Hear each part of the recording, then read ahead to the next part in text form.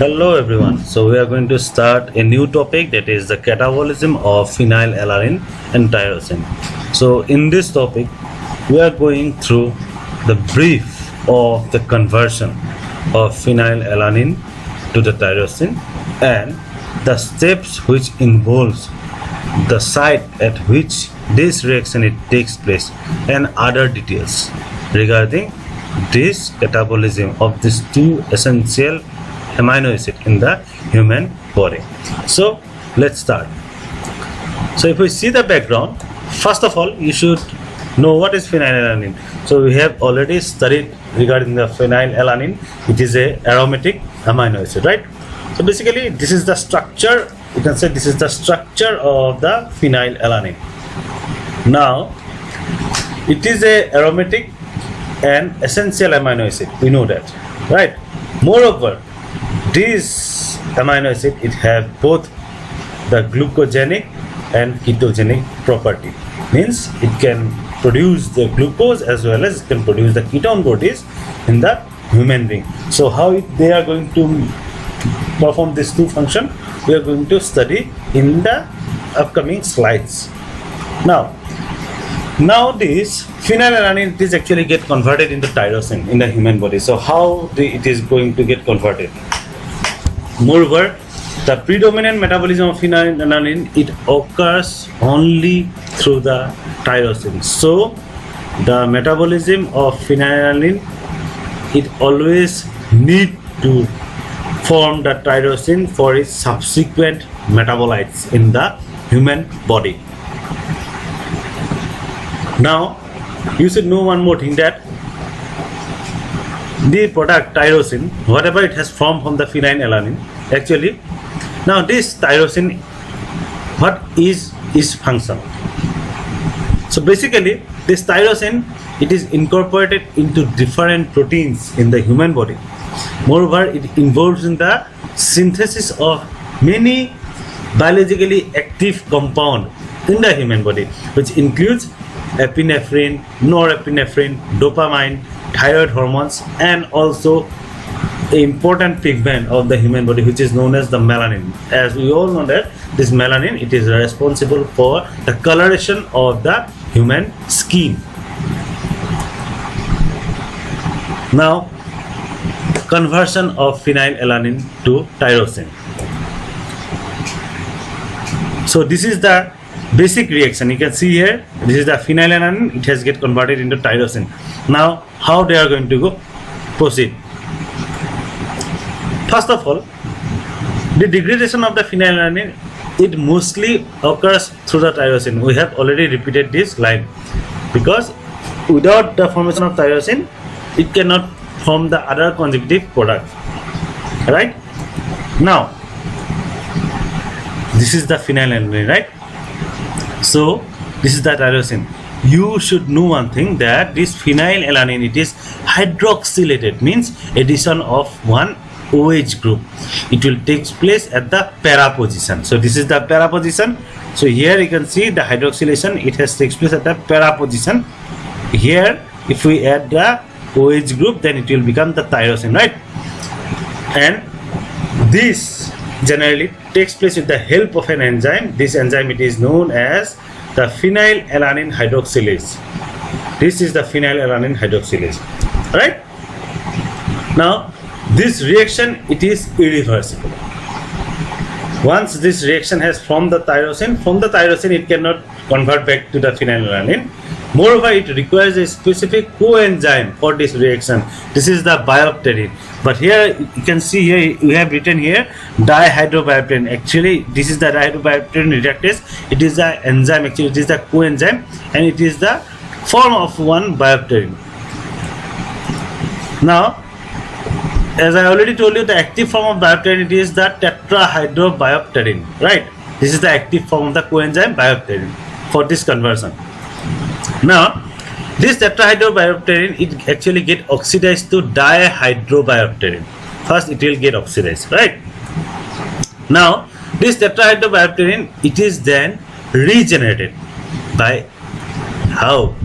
By NADPH dependent dihydropterin reductase, means once it will get oxidized, it will perform the function, again it will get reduced to the tetrahydrobiopterin, right? Now this all process actually, it depends solely on an enzyme which is known as the phenylalanine hydroxylase, and which is exclusively present in the liver. So you can say the liver, it is the sole organ which is responsible for this conversion of phenylalanine into tyrosine. Now in the conversion actually of the phenylalanine to the tyrosine, the reaction, it involves the incorporation of one atom of molecular oxygen in the para position. Here one position, here one oxygen, it is going to get added, right? But this reaction, it is oxidation reaction, so we are using two oxygen atom, right, from one molecule of oxygen. So one atom will get added here to form the OH, whereas the other O, the remaining O, means the remaining oxygen atom, it will be utilized to form the water. And the tetrahydrobiopterin, it supplies the reducing equivalent for this reaction. Now degradation of the tyrosine, or you can say now the phenylalanine, because the phenylalanine, it forms the tyrosine. So how it is going to degrade it? First of all, you should know that the phenylalanine, it is, first of all, it will get converted into tyrosine. So it is a single pathway, right? And it is responsible for degradation of both of these amino acid actually. Both this phenylalanine and tyrosine, it is responsible, or you can say they are degraded by this single pathway, means conversion of phenylalanine to the tyrosine. Now I already told you these steps, they occur in the liver, right? The tyrosine, what actually happens, first of all, this tyrosine, once this tyrosine has formed, it will undergo transamination reaction. So it will undergo transamination to form p-hydroxyphenyl pyruvate. It is the first product from the tyrosine, p-hydroxyphenyl pyruvate, and it is actually catalyzed by the enzyme tyrosine transaminase, which is also known as the PLP dependent. PLP, it is that p-hydroxyphenyl pyruvate. It is the PLP. So this PLP dependent. So this first step of conversion of tyrosine to p-hydroxyphenyl pyruvate, it is catalyzed by the tyrosine transaminase. Now production of homozentisic acid. So this is a intermediate in the metabolism of this amino acid. So how it is going to form? So we are going in details. I have shown you in three different figures. Here you can see the structures, here you can see the simple conversion. So right, so from here, if we start protein, from the protein you will get the phenylalanine, from phenylalanine it will form the tyrosine, from tyrosine it will get converted into hydroxyphenyl pyruvic acid, from there it will get converted into homogenistic acid. So similarly I have shown you here. So in this structure you can say phenylalanine, tyrosine, then tyrosine aminotransferase, it will form 4-hydroxyphenyl pyruvic acid, which is having a equivalent with the 4-hydroxyphenylatic acid, and finally it will form the homogenistic acid. So this is the reaction. So let's start. The p-hydroxyphenyl pyruvate hydroxylase, what has already formed actually in the previous step, this enzyme actually p-hydroxyphenyl pyruvate hydroxylase, the enzyme which we have already discussed, it is a copper containing enzyme. You should know that it is a copper containing enzyme. So deprivation of the copper may lead to the inhibition of this process. Moreover, it catalyzes the oxidative decarboxylation as well as hydroxylation of the phenyl ring of p-hydroxyphenyl pyruvate to produce homogentisate. So once this homogentisate, it will get oxidized, it will form the homogentisic acid, right? So again I am showing you the slides. So here let's start. So this reaction, what it will do nothing but there is a shift. We all know that there is a shift, there is a hydroxyl group, so there is a shift in the hydroxyl group from the para position to the meta position, first of all in the tyrosine. So from the para position to the meta position, right, you can see here in this particular structure, and incorporates a new hydroxyl group at the para position to give the product is now 2,5-dihydroxyphenyl acetic acid, or you can say the homogentic acid. So this is the homogentic acid. So here you can see one already at the para and the one it has come. So here I have shown you. So sorry, one has been shifted to the meta position, another has been here, another has been added here, the hydroxyl group. Now this particular step, it requires the ascorbic acid as a catalyst. The next one, it is the cleavage of the aromatic ring. So aromatic ring of what? It is the aromatic ring of the homogentic acid. So how this reaction is going to take place? The first is the homogenticate oxidase. So this is the enzyme which is having a iron. It is actually iron metalloprotein. It cleaves the benzene ring of homogenticate from the 4-mallyl acetoacetate. You can see here. So here you can see the formation of 4-mallyl. This is the homogentic acid, right? The 4-mallyl acetoacetate. It is the cleavage. It takes place here, right? This is the step. It is a breakage of the aromatic ring. The next one, it is the molecular oxygen is required for this reaction to break the aromatic ring. So you need, or you can say this is an oxidation process where oxygen is needed to break the ring. Again, if we see the isomerization, same chart only. Now this 4-mallyl acetoacetate, whatever it has formed from the homogenticate, right?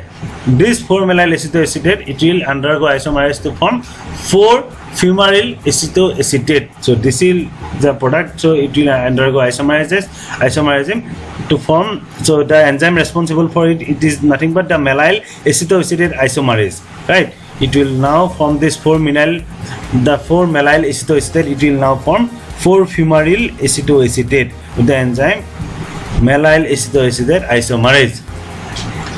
The next step, it is that it is already, I have already told you, it is catalyzed by mallyl acetoacetate isomerase. The next step is that now this fumaryl acetoacetate, actually hydroxylase, there is an enzyme that is known as the fumaryl acetoacetate hydrolase.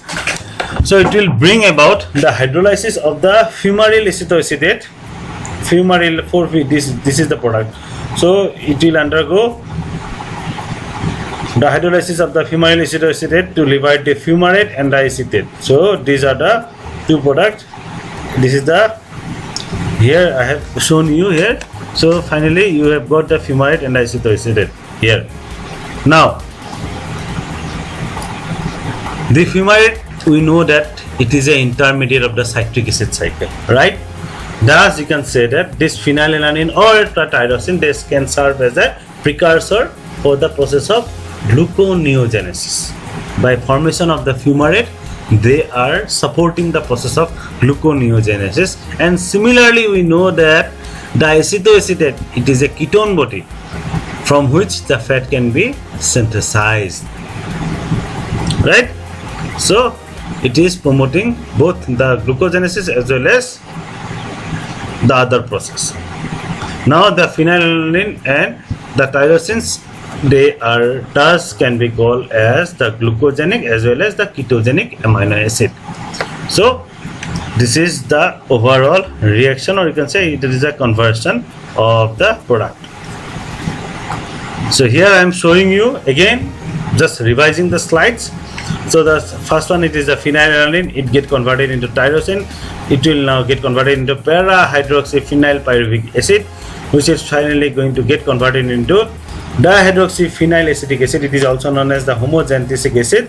Again, it is going to convert it into mallyl acetoacetate, acetoacetic acid.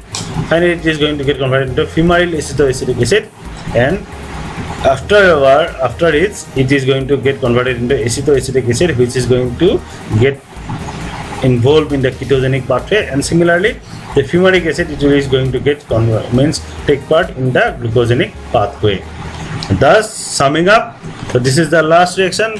You can see here, I have shown you here the phenylalanine, its conversion to tyrosine. So there are some red sign, cross sign here, which are showing those disease which are associated with the catabolism of amino acids. So if phenylalanine hydroxylase it is absent, then the person can suffer from the phenylketonuria. If it is tyrosine aminotransferase, if it is absent, then the patient can suffer from tyrosinemia type 2.